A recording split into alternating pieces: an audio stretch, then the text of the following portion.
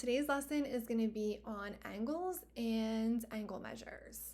So we've talked about a couple different geometric terms. We've talked about points, lines, planes, line segments, rays, and now we're going to talk about something called an angle. So an angle is formed by two rays that share a common endpoint. Okay, so if I look at this angle, I have ray BC and ray BA, and they share that endpoint, point B. Okay, so this is creating an angle. The rays are called the sides of an angle, and the endpoint is called the vertex. Okay, so this ray BA is a side, and this ray BC is a side. And then point B is called the vertex of the angle. Okay, all points between the two rays are in the interior of the angle, and the points outside of the rays are called we say that they're in the exterior of the angle. Okay, so the interior of the angle is going to be any points that might be within this region here. So it's the ones that are in between your two sides or your two rays. And then the exterior of the angle is going to be everything outside of that angle. Okay. Now there's a couple different ways that we can name angles. All right, so in this angle alone here, all right, you'll see that I have three letters here, okay? So anytime I'm naming an angle, all right, I'm gonna pick an angle that's on one of your sides, the vertex, and then the point on the other side or the other ray. So I could name this angle A, B, C. So it tells me I'm starting here at A, my vertex is point B, and then I'm going to C. I could also call this angle CBA. All right, that is referring to the exact same angle. Okay, what's really important when you're using those three letters is that the vertex has to be in the middle. Okay, now in this example, there's only one angle shown. So I could also name this angle B, all right, because there's only one angle in my diagram right now that has a vertex of point B. All right, we'll talk about when we have to use these three letters instead of one, but in this case, we could just refer to it as angle B because there's no question there's only one angle that we could possibly be talking about.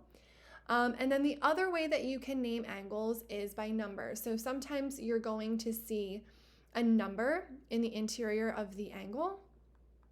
All right, in this case, we have a 1 there. All right, so I can also refer to this angle as angle 1. All right, so there's 4 different ways that I could name this single angle here. Like I said, we'll talk about when you have to use the 3 letters instead of just the 1 referring to the vertex. And then you can, of course, only use that number if there is a number there. All right, but we'll have a lot of practice in a couple minutes naming different angles. All right. There's different types of angles and different types of ways that we can classify angles. All right, and we classify angles based on their measure. All right, so angles are going to have anywhere from 0 to 180 degrees. All right, an acute angle would be an angle that measures between 0 and 90 degrees. Okay. So you're going to see it would be starting here at like just something like this here, a single ray would be 0 degrees. All right, and we can go all the way up to 90 degrees, which would look like that corner there. Okay, so any angle measure that's in between that would be acute. Okay. A right angle is an angle that measures 90 degrees, okay? If an angle is 90 degrees, you will see that notation there to let you know that it is 90 degrees, all right? If you don't see that little box there in the middle of your right angle, you cannot assume that it is a right angle. All right, but if you see that little box there, you know for sure that it is a right angle. An obtuse angle is going to be an angle that measures between 90 and 180 degrees. Okay, so again, we know 90 degrees would be about here, and then 180 degrees would be a straight line. Okay, so anything within that range, all right, starting at this one side, all right, and going to our other side there, that would be an obtuse angle. Okay, so anything that's between 90 and 180 degrees is going to be obtuse.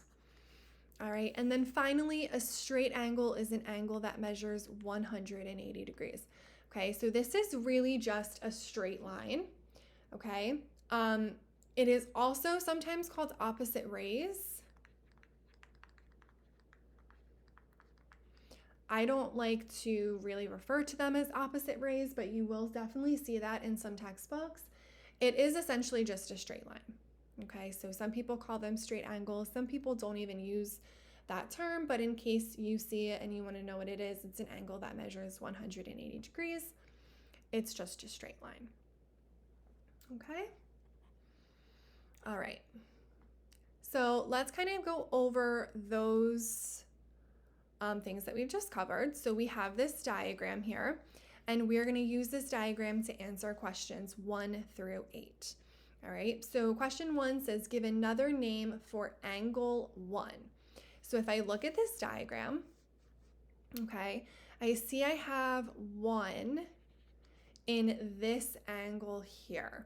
So if I want to come up with another name for angle 1, all right, remember you want to use 3 letters. So I'm going to start on one side of my angle. So I'm going to start at L. The vertex of this angle is M.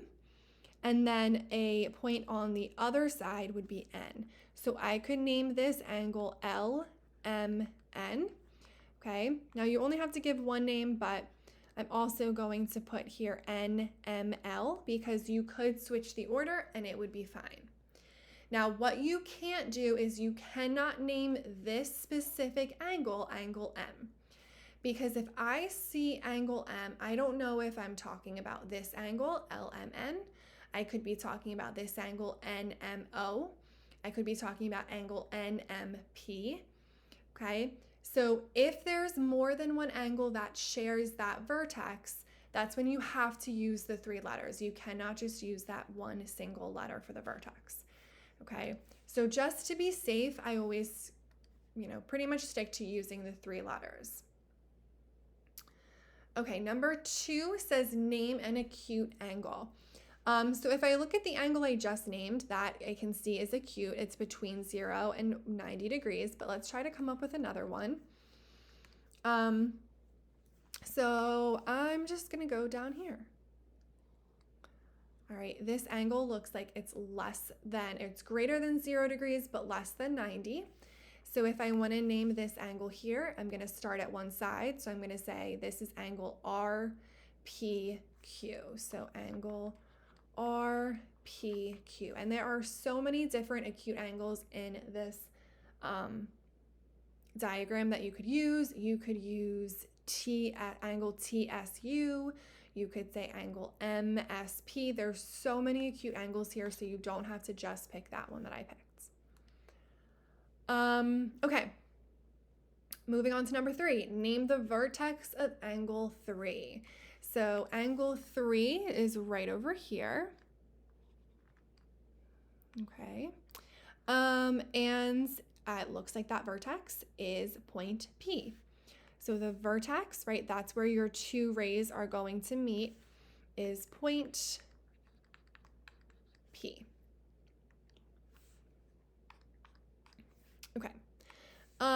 Moving on, number 4 says name a right angle. All right, so if I wanted to name a right angle, I have to be given information.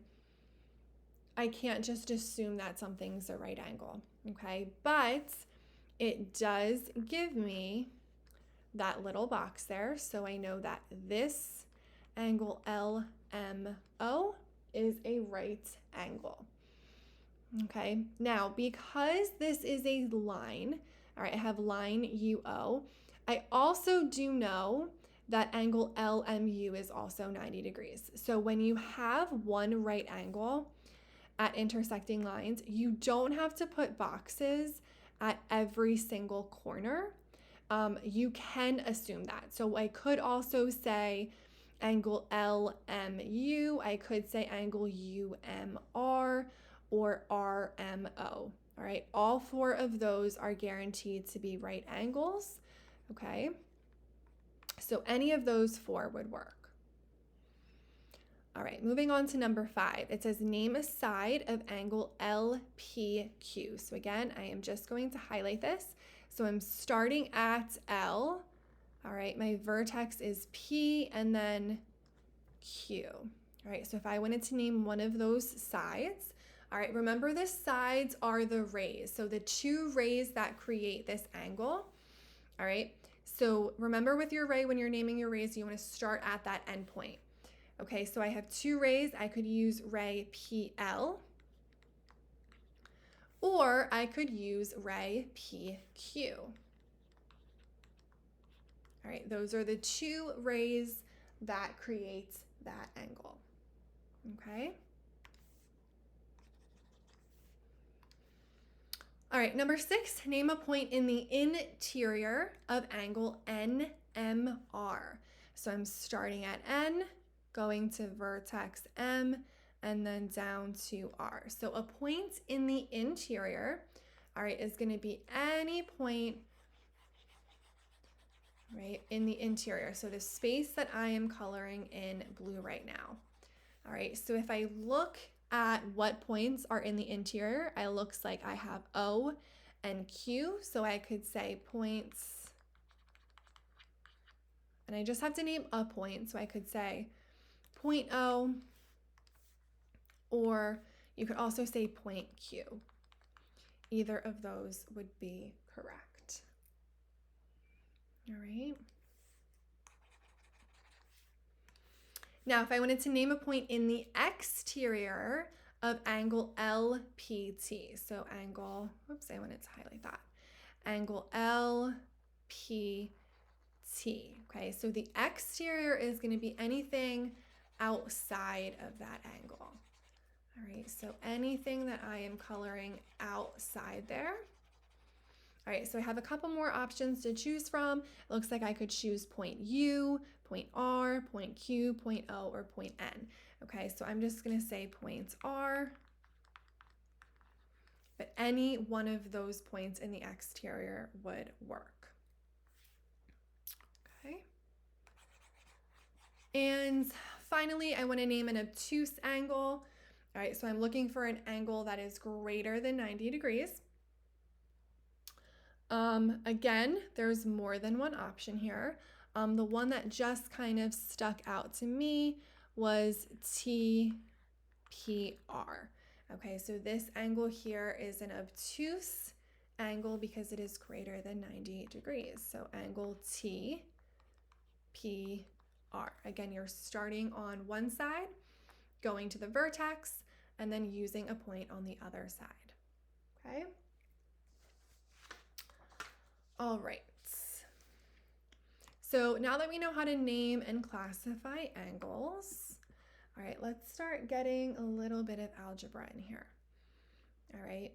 And before we kind of get into those problems, we're going to talk about what it means for angles to be adjacent and what it means for angles to be congruent. So adjacent angles are angles that share a common side,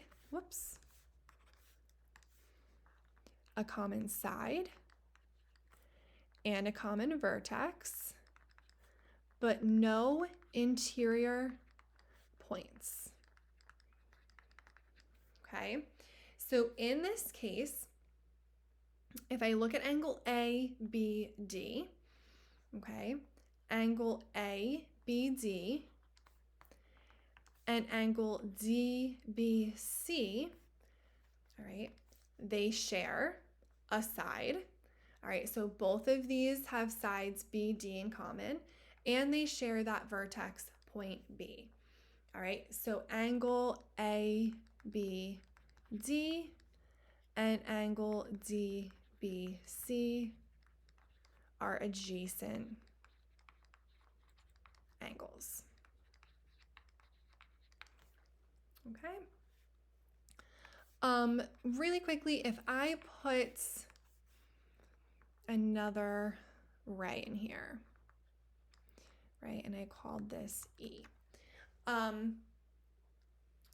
something that would not be adjacent angles.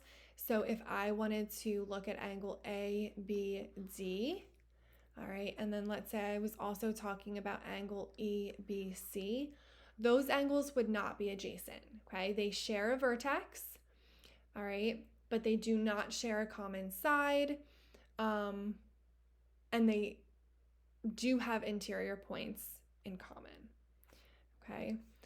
So that would not be an example of adjacent angles. They kind of overlap there. Okay. All right. Next, we're going to talk about congruent angles. So congruent angles are very similar to congruent segments. So congruent segments were segments that had the same measure. Congruent angles are going to be angles that have the same measure. I didn't want to use black. Let me do that in blue. Okay, so those are angles that have the same measure. All right, now, I just want to talk really quickly about notation again. So if angles have the same measure, all right, when I'm talking about the measure of an angle, I put this little m in front of the angle. All right, so here I have two angles, angle X and angle Y. All right, so if the measure of angle X is equal to the measure of angle Y, then we can say that angle X is congruent to angle Y. Okay, so let's talk about this notation again. When I see that little m in front of that angle, I am talking about the measure. So the measure of angle X is 63 degrees, let's say. Okay, the measure of angle Y is 63 degrees. All right, I'm talking about not the angle itself, but the measure of it. All right, just like if we were talking about a segment and I said segment AB was 3 centimeters long. All right, when I don't have that M there, when I'm just naming the angle, I'm talking about the angle itself. All right, and again, we see that congruency symbol come back. All right, that symbol means congruent. Okay, so angle X is congruent to angle Y. Okay? All right, so just like we had the segment addition postulate, we also have the angle addition postulate. So here, if point D is in the interior of angle ABC, then, all right, we can say the measure of angle ABD plus the measure of angle DBC is going to equal the measure of the whole thing, the measure of angle ABC.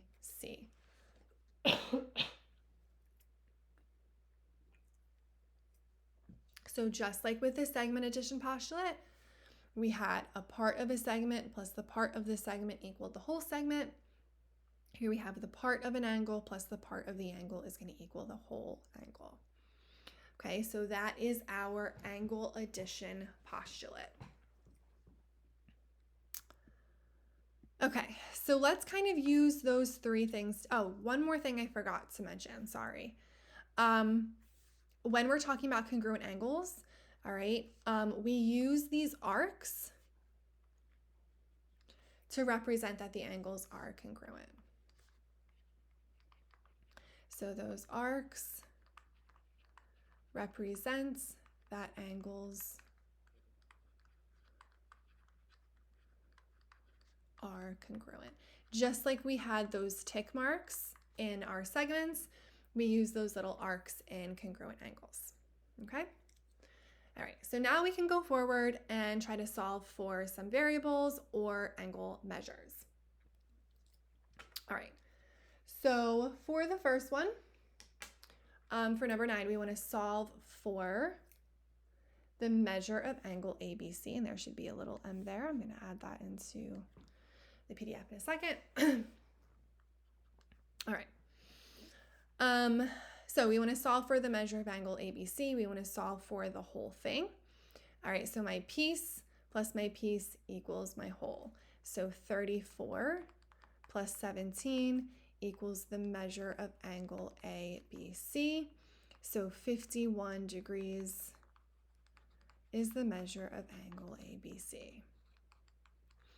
All right, when we're talking about angles, you do want to put that degree symbol there. That is the units.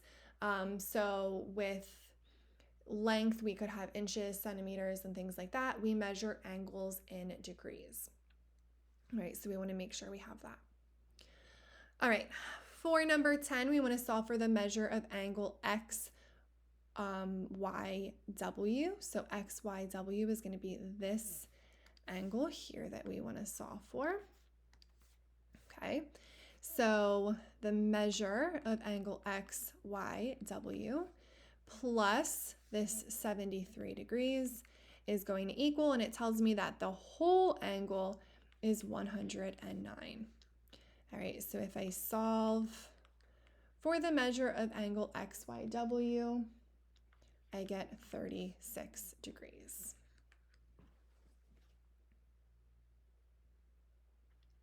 Okay. Number 11 has me solving for X. So again, I'm going to take my parts plus my part, set that equal to the whole there.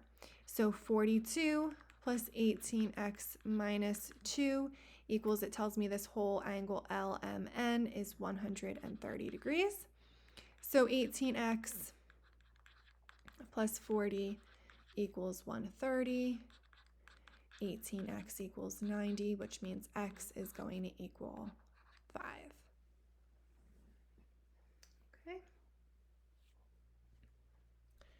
And for number 12, I want to solve for the measure of angle PQS.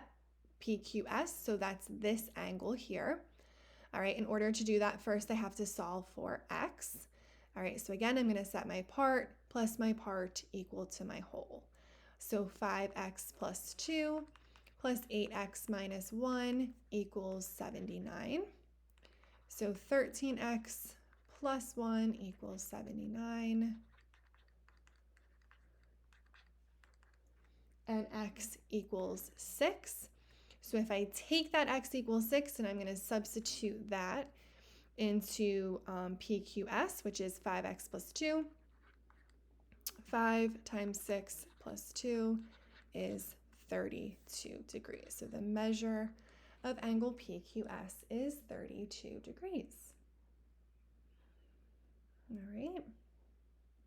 Now, in our last two examples for this lesson, we see that we have those arcs here that's telling us that our angles are congruent.